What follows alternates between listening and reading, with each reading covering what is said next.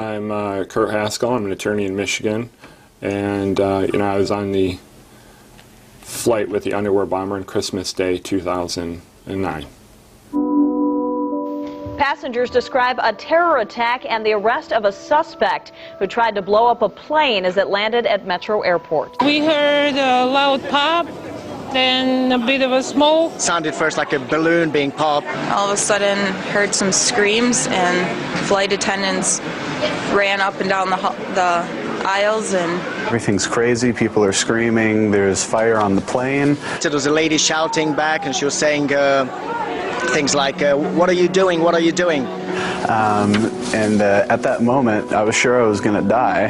And when I was at Schiphol Airport in Amsterdam on Christmas Day, my wife and I were coming back from a vacation we had in Africa, and this was our connecting flight back to Detroit. And there weren't two seats together to sit at while we were waiting for our flight, so we sat by the gate on the floor playing cards. And when we were playing cards, I looked up, and what caught my eye was a pair of men walking up to the counter. And one looked like a wealthier Indian man to me, and the other looked like a poor African. I thought he was a teenager, but apparently he was a little older then. But he looked like a poor African teenager. He only had on jeans and a white t-shirt in the middle of winter. And, I thought they were an odd pair, so I just kind of watched them as we were playing cards. And they went to the counter together, and the Indian-looking man spoke, and what he said was, "This man needs to get on the flight," referring to the African teenager. But he doesn't have a passport. And then the girl working at the counter said, "Well, you have to have a passport to get on the flight." And then the Indian man said, "Well, he's from Sudan. We do this all the time." And that's an exact word-for-word quote. And she said something along the lines of, "Well, I'll have to refer you to a manager," or something like that.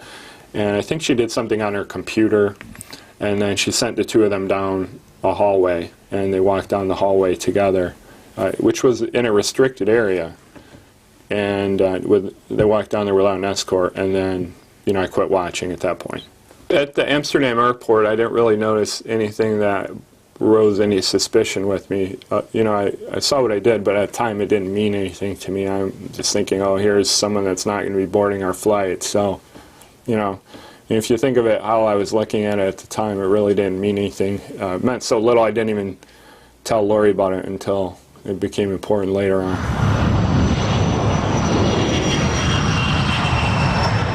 Coming in for a landing into Detroit, and the pilot came on the loudspeaker and said, "Flight attendants, take your seats.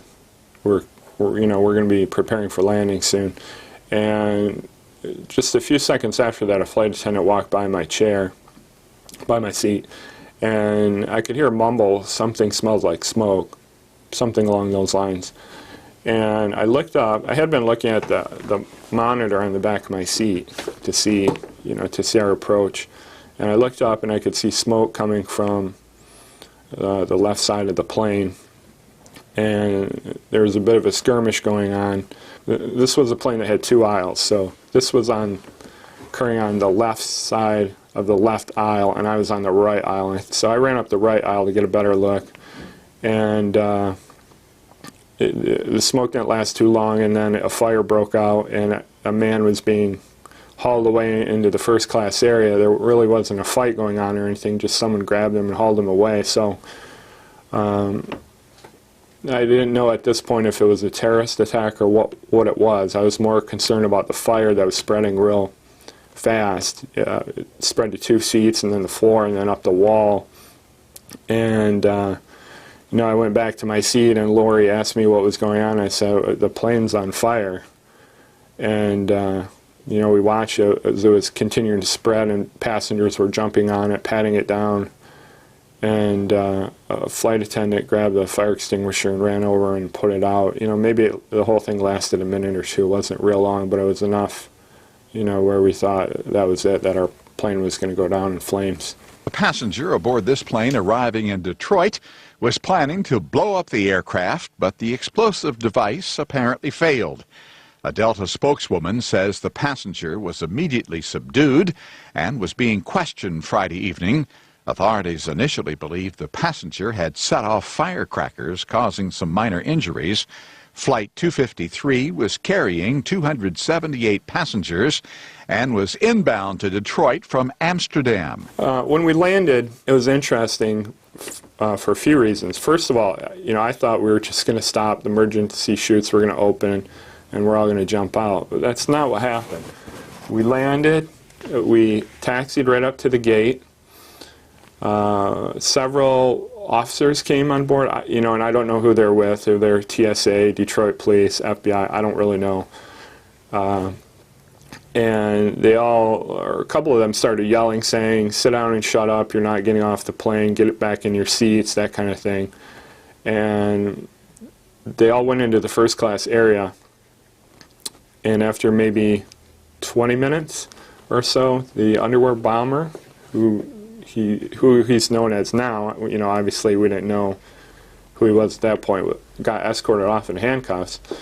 And he stood in the front of the left aisle for maybe 20 seconds or so, and I got a good look at him then. And that's when I made the connection that it was the same person I saw in Amsterdam before we boarded. And I turned to Lori and I said, holy cow, I think I maybe have seen something important. They took him off the plane, and then there was a powder all over the place by where he sat. We got our carry-on bags, which to me I thought was another mistake. Being an attorney, I thought, they're destroying a crime scene here, and not knowing if there's an accomplice, another bomb or whatever. And we all kind of trampled right through by where he was sitting, right through this powder that was all over the place. Again, destroying the crime scene, but nobody seemed to care about it. And then we were taken into the terminal, and we were held in a baggage claim area that had been evacuated, and just passengers from our flight were there. And we were told to stand along this wall. We couldn't make any calls. We couldn't eat anything, drink anything, text anyone, use the bathroom. We couldn't do anything. We weren't really given much information except we're told to stand here. And after about an hour or so, some bomb-sniffing dogs were brought in. And one of the dogs caught on a smell of the bag of another Indian man who was standing maybe 20 feet away from me, with the group of all his passengers. So I would say most of the passengers saw this happen, not just me.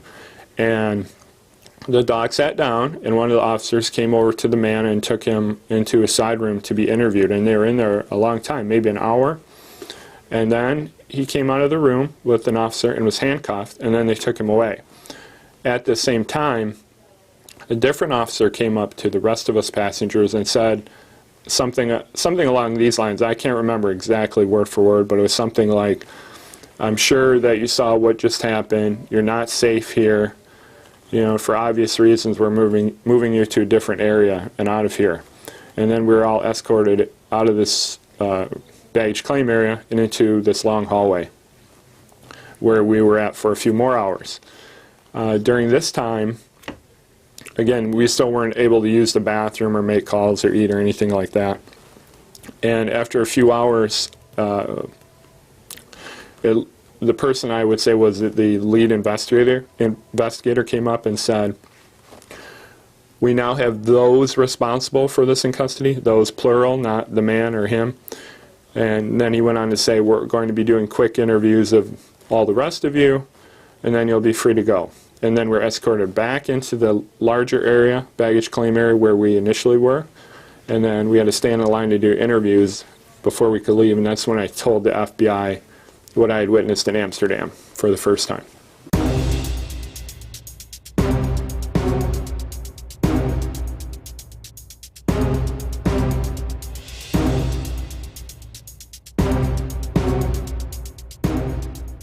Turning now.